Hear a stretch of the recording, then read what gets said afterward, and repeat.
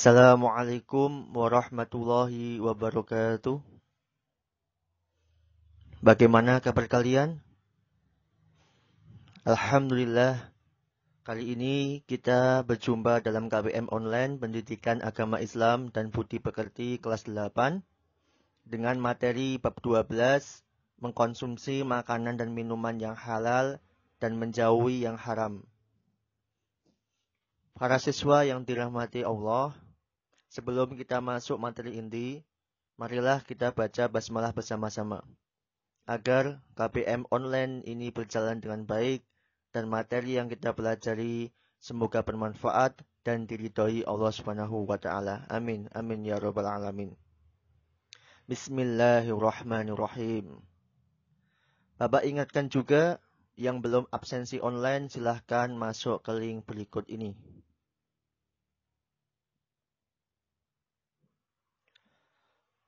Para siswa yang dirahmati Allah, tahukah kamu bahwa Islam adalah agama yang mengatur segala lini kehidupan manusia, dari bangun tidur hingga tidur kembali. Mulai dari hal-hal kecil seperti masuk ke toilet, hingga hal besar seperti ekonomi dan politik telah ada panduannya dalam Al-Quran dan Sunnah. Sebagaimana hadis Nabi Muhammad SAW, aku telah tinggalkan pada kamu dua perkara. Kamu tidak akan sesat selama berpegang kepada keduanya, yaitu kitab Allah dan sunnah Rasulnya.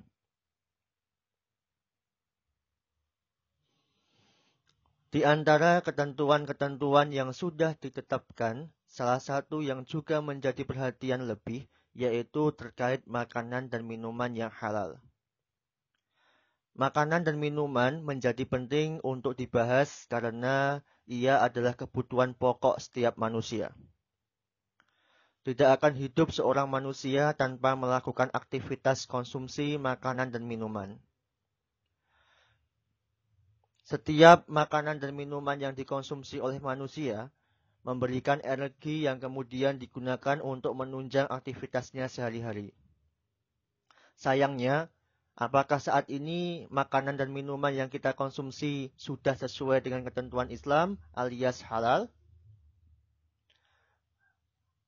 Ada sebuah pepatah yang mengatakan, kamu adalah apa yang kamu makan. Pepatah ini bila dipikir secara logika benar adanya. Karena makanan maupun minuman akan mempengaruhi seseorang baik dari segi fisik maupun mental. Lalu, apa yang dimaksud dengan makanan dan minuman halal dalam Islam? Secara sederhana, makanan dan minuman halal adalah makanan dan minuman yang boleh dikonsumsi oleh manusia berdasarkan syariat Islam. Sehingga, makanan dan minuman yang diharamkan oleh syariat Islam tidak boleh dikonsumsi oleh manusia.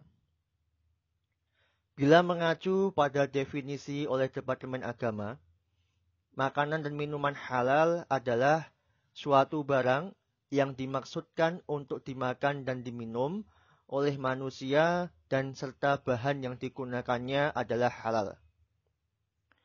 Landasan terkait makanan halal terdapat pada Quran Surah Al-Ma'idah ayat 88. Wa qulu mimma razaqakumullahu halalan thayyiba wattaqullaha alladzi antum bihi mu'minun. Dan makanlah dari apa yang telah memberikan Allah kepadamu sebagai rizki yang halal dan baik. Dan bertakwalah kepada Allah yang kamu beriman kepadanya. Sebuah makanan dan minuman tergolong halal apabila memenuhi beberapa kriteria. Tentunya kriteria tersebut dilandaskan pada Al-Quran dan Sunnah. Lalu, apa saja kriteria makanan dan minuman yang tergolong halal? Pertama, menurut ketentuan syariat. Segala sesuatu yang dinyatakan halal oleh syariat Islam berarti boleh dikonsumsi, dan apa saja yang dinyatakan haram berarti tidak boleh dikonsumsi. Kedua, dari segi zat. Segala sesuatu yang dihalalkan oleh Allah untuk dikonsumsi berarti baik juga untuk dikonsumsi. Sedangkan segala sesuatu yang diharamkan oleh Allah untuk dikonsumsi berarti buruk juga untuk dikonsumsi. Hal ini sebagaimana firman Allah Subhanahu wa taala dalam Quran surah Al-A'raf ayat 157. Wa yuhillu lahumut thayyibati wa yuharrimu 'alaihimul khaba'ith. Dan Allah yang menghalalkan segala yang baik bagi mereka dan mengharamkan segala yang buruk bagi mereka. Ketiga, cara memperolehnya halal, yaitu proses untuk mendapatkan makanan dan minuman tersebut tidak boleh melalui proses yang diharamkan dalam Islam, seperti mencuri, menipu, dan sebagainya. Meskipun makanan dan minuman tersebut secara zat tergolong halal, namun apabila ia berasal dari hasil mencuri atau menipu, maka makanan dan minuman tersebut tidak masuk kategori ini. Hal ini berdasarkan firman Allah dalam Quran surah An-Nisa ayat 29. Ya ayyuhalladzina amanu la ta'kulu amwalakum bainakum bil batil illa an takuna tijaratan an taradhim minkum wa la taqtulu anfusakum innallaha kana bikum rahima. Wahai orang-orang yang beriman, janganlah kamu saling memakan harta sesamamu dengan jalan yang batil atau tidak benar, kecuali dalam perdagangan yang berlaku atas dasar suka sama suka di antara kamu. Dan janganlah kamu membunuh dirimu, sungguh Allah Maha Penyayang kepadamu. Keempat, cara memperolehnya halal, yaitu cara menuju makanan dan minuman itu menjadi siap konsumsi haruslah melalui proses yang halal. Seperti ketika melakukan penyembelihan harus mengucapkan bismillah. Atau tidak menambahkan apapun yang berbahaya seperti bahan pewarna tekstil dan sebagainya. Kelima, cara menyajikan, mengantarkan, serta menyimpan juga harus halal. Maksudnya, bahwa makanan dan minuman tersebut meskipun dari zat, cara memperoleh, dan memprosesnya sudah dilakukan secara benar sesuai syariat Islam, tapi ketika ia disajikan dengan cara yang salah, maka tetap tidak tergolong makanan dan minuman halal. Seperti disajikan di piring atau gelas yang terbuat dari emas atau disimpan di tempat yang berbahaya bila kemudian akan dikonsumsi. Keenam, segi dampak.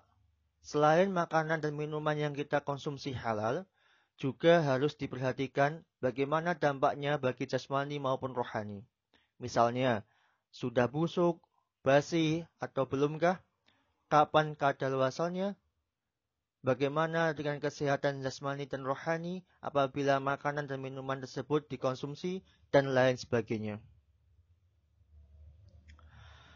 Kemudian, makanan dan minuman halal dalam Islam secara umum lebih banyak dibandingkan makanan dan minuman yang diharamkan. Selama mengandung keenam kriteria di atas, maka tidak akan masalah untuk mengkonsumsinya. Namun, ada beberapa jenis makanan yang memang diharamkan, meskipun ada beberapa yang diperbolehkan baik dari segi zat ataupun dari segi situasi dan kondisi alias darurat. Apa saja makanan tersebut? Yang pertama, bangkai. Secara umum, bangkai adalah potongan tubuh atau hewan yang mati karena sebab tertentu, dan bukan mati karena disembelih dengan nama Allah. Sehingga, bila ada hewan yang mati karena sebuah insiden seperti kecelakaan, jatuh dari ketinggian, terpukul, ditikam, ataupun tenggelam, maka ia dilarang untuk dikonsumsi. Meskipun dalam hal ini ada pengecualian, yaitu bangkai ikan dan belalang yang halal untuk dikonsumsi. Kedua, daging babi. Jenis makanan yang satu ini agaknya sudah familiar diketahui bahwa ini tergolong makanan haram. Karena babi adalah makhluk kotor. Bahkan ia memakan kotorannya sendiri. Babi juga memiliki cacing pita yang membahayakan tubuh manusia. Daging babi hanya boleh dimakan apabila keadaan sudah pada kondisi yang sangat darurat. Seperti tidak ada makanan lagi dan satu-satunya yang ada adalah daging babi. Apabila ia tidak makan, maka akan mempertaruhkan nyawanya sehingga dalam kasus ini mengkonsumsi daging babi diperbolehkan. Tetapi, mengkonsumsi daging babi tersebut hanya sebatas menghilangkan rasa lapar saja, bukan untuk dinikmati. Ketiga, darah. Zat yang satu ini memang diharamkan dalam Islam, sehingga dilarang untuk dikonsumsi. Darah diharamkan karena tergolong dalam kategori najis. Namun, ada dua jenis darah yang diperbolehkan untuk dikonsumsi, yaitu hati dan limpa dari daging binatang halal. Bila seekor hewan atau binatang tidak disembelih dengan nama Allah, maka ia tergolong haram untuk dikonsumsi. Dalil atas larangan ini terdapat dalam Quran Surah Al-An'am ayat 121. وَلَا تَأْكُلُوا مِمَّا لَمْ يُذْكَرِ اسْمُ اللَّهِ عَلَيْهِ وَإِنَّهُ لَفِسْقٌ. Dan janganlah kamu memakan dari apa daging hewan yang ketika disembelih tidak disebut nama Allah. Perbuatan itu benar-benar suatu kefasikan. Itulah penjelasan terkait dengan makanan halal haram yang dimulai dari definisi, landasan, kriteria, hingga makanan yang tergolong halal maupun haram. Sehingga ini dapat memberikan wawasan tambahan dan membuat kamu berhati-hati terhadap makanan haram. Karena bagaimanapun, makanan yang haram memiliki efek jangka pendek maupun jangka panjang yang sangat buruk, baik dari segi fisik, mental, maupun spiritual. Contoh nyatanya situasi yang sedang masyarakat dunia alami, berkaitan dengan adanya virus COVID-19. Semoga kita semua, khususnya umat muslim, selalu sehat walafiat dan dilindungi Allah Subhanahu wa Ta'ala. Amin, amin ya rabbal alamin. Terima kasih. Billahi taufik wal hidayah. Wassalamualaikum warahmatullahi wabarakatuh.